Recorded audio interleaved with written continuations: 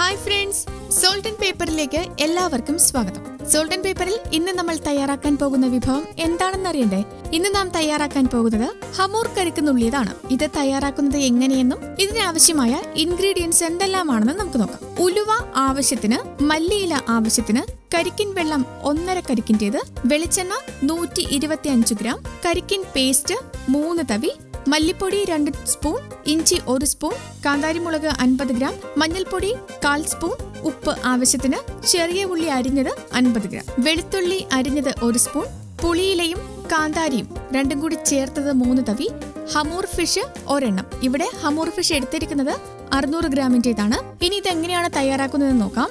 ആദ്യം ഒരു ചീനിച്ചട്ടി ചൂടാക്കി അതിലേക്ക് വെളിച്ചെണ്ണ 100 ഗ്രാം ഒഴിച്ച് ചൂടാക്കുക.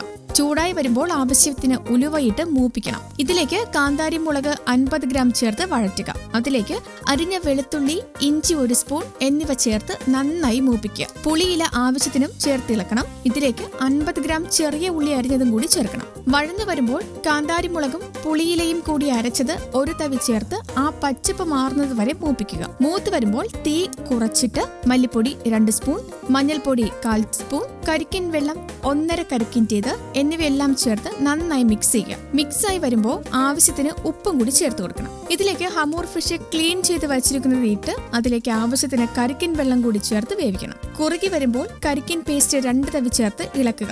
അതിനുശേഷം 1/4 സ്പൂൺ കുരുമുളക് പൊടി, ലൈം ജ്യൂസ് 1 ലൈമിന്റെയും കൂടി ചേർത്ത് ഇളക്കി തീ ഓഫ് ചെയ്യാം. അതിനുശേഷം 1 സ്പൂൺ വെളിച്ചെണ്ണയും മല്ലിയിലയും കൂടി ചേർക്കുക.